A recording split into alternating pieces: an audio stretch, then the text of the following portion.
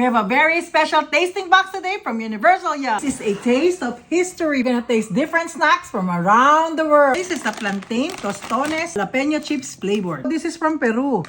Oh, in deep fried plantain flavor. Hint of jalapeno. 9 out of 10 for me. Spicy, not too much. 10 out of 10. We're gonna taste is the Cartar Musica chips with pecorino flavor. It's a product of Italy. Cheese puffs.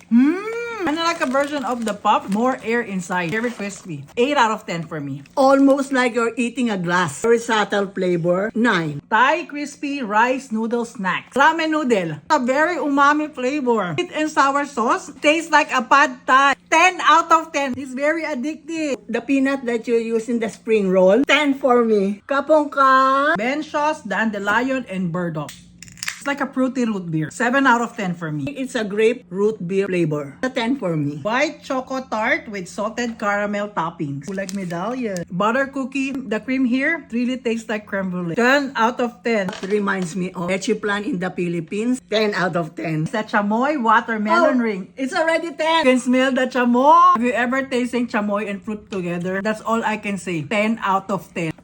Mucho deliciosos. Gracias. The ube polvoron from Goldilocks. Happy to see this in the box. Growing up, always buy this fresh at Goldilocks Bakery. The nostalgia. 11 out of 10. If you ever try taro, it's a very similar flavor. Made out of dry milk. What can I say? Except Ay! The Cornitos Pop and Crunch.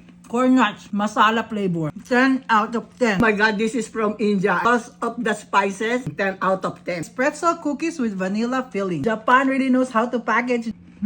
Light vanilla flavor. Pretzel cookie. 10 out of 10. 10 out of 10. Powdered truffles from France. Spiced cookies from Netherlands. Typical ginger snaps. Very crunchy. 10 out of 10. Trapoli, creamy, 10. Wee wee. Turkish delight with carrot, hazelnut, and coconut. The coconut flavor is in there. The coconut is very dense, but you can really taste the hazelnut. 9 out of 10. It's a very unique flavor. 10. Last one that we're gonna try is a mud cake choco balls from Sweden. Ferrero Rocher. Very light, airy flavor inside. 8 out of 10. It's a good chocolate. 9 for me. Thank you, world. Rather, the universe, for letting us taste you.